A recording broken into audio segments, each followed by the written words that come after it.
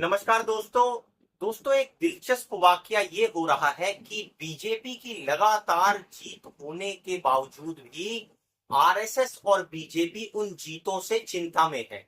आप सोचेंगे दोस्तों कि आखिर ऐसा क्या हो गया कि महाराष्ट्र जीत लिया, हरियाणा जीत लिया, दिल्ली जीत ली और लगातार चुनाव जो है वो बीजेपी जीतती जा रही है, तो फिर उसको काहे बात की चिंता।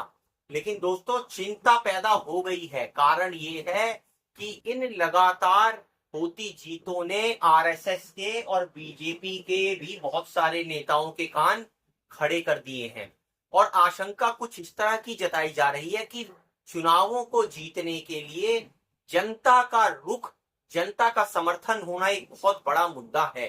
लेकिन जब चुनाव जीतने के लिए छोटी मोटी चीजें की जाती हो, साम दाम दंड भेद इस्तेमाल किया जाता हो, तो वो दोस्तों चल जाता है, क्योंकि वो काम करता है आटे में नमक की तरह। तो जब आप आटे में नमक को खाते हैं तो वो स्वाद अच्छा देता है और कोई फर्क नहीं पड़ता है। लेकिन जब यही जीत लगातार एक प्रेशर के तहत हो रही हो, तो दोस्तों आटे में नमक नहीं होता है, फिर पूरा आटे की जगह नमक ही नमक हो जाता है।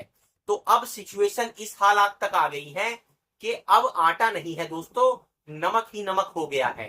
कारण क्या है ऐसा नमक ही नमक हो जाने का?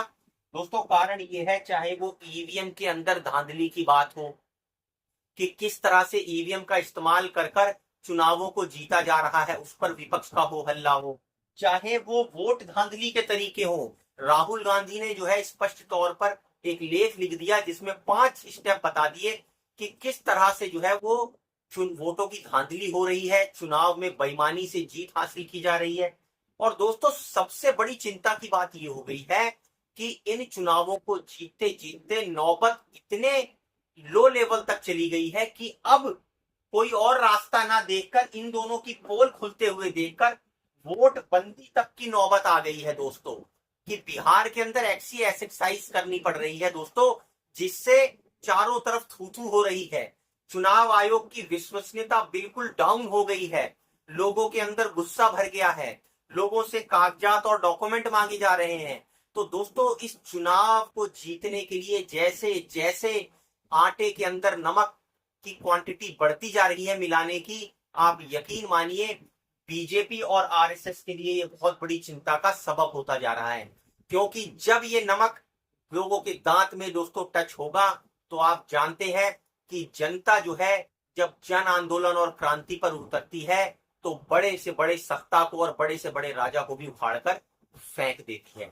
आप दोस्तों कमेंट कर हमें जरूर बताइए कि आपकी इस मुद्दे पर क्या राय है। हमारे वीडियो को लाइक और सब्सक्राइब जरूर कीजिए। धन्यवाद।